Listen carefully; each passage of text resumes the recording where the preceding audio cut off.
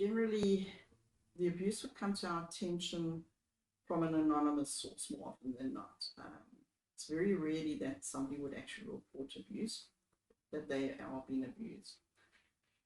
So we'd go in, thankfully being Tafta, we have a positive image generally in the community, and I'm referring to, in this case, the Wentworth community.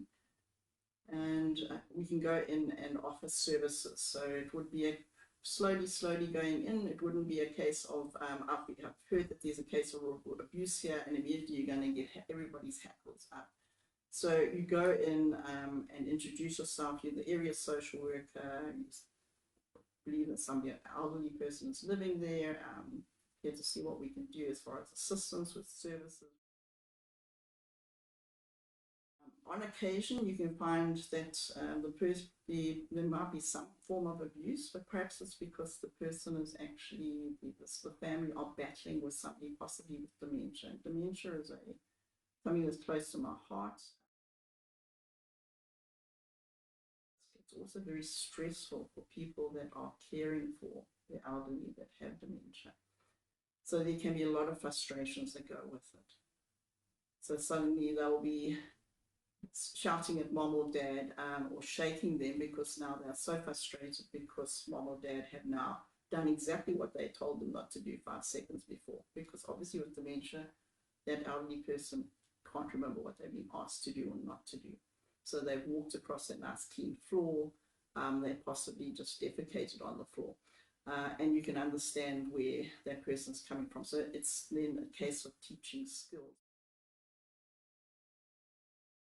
So you have a victim in the sense of you've got the elderly person that is the victim in this situation. They may not even be aware that they're really the victim. They're intimidated, they're scared, but they don't know how to share that with others. And then they've got their carer. The main caregiver is the abuser.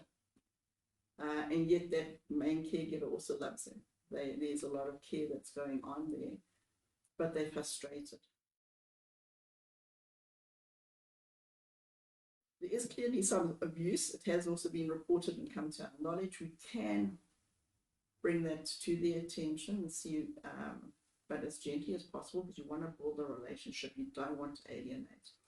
But we do have to report the case. So it would be reported to the Director General of the Department of Social Development. There is a format that we as social workers have to complete, and it's called the Guideline 14. And then there's an assessment report that we send in as well. Then 2 weeks after that, we send in a follow-up report. And during that time, it's our opportunity to turn things around and see what we can do to assist and where we can support the family. And ideally, I don't like to alienate the perpetrator. I try and see if we can build a relationship and see how far we can get. There have been situations where I've actually spoken to a gentleman standing upright, and I'm quite a tall lady, and having to shake my finger at him with my badge saying social worker is my only protection, and telling him that what he can and can't do to his father. And then obviously if the situation gets like that, then we're talking encouraging family to report to the police, and that'll be other family members, because again, a lot of the cases tend to be dementia related. So that puts the person very vulnerable, and because they're not able to communicate correctly or properly, they're dismissed a lot of the time. So without them going and reporting, so it becomes then other family members that get involved, encourage them, if not the victim themselves, to go. And I've taken victims to the magistrates court. We fortunately do have one there in Wentworth. So you take them up to the courts, get an interdict, and eviction orders arranged, but it is a time-consuming process.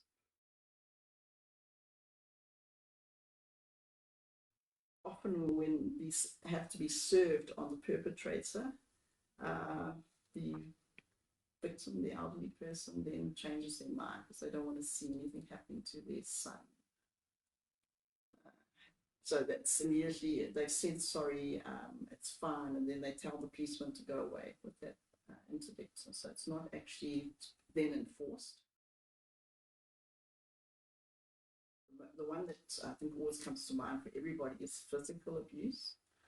And that can be from anything from thinking somebody punching somebody else, hitting somebody violently that they fall down, but it can be just with pushing, shoving. And those are all forms of physical abuse. You get neglect, where somebody just leaves somebody. They can be physically frail, maybe they're mentally alert and they're lying in their bed, now they're bedbound. They can't get up to go to the toilets. They're lying in their own feces or urine. That's a form of neglect.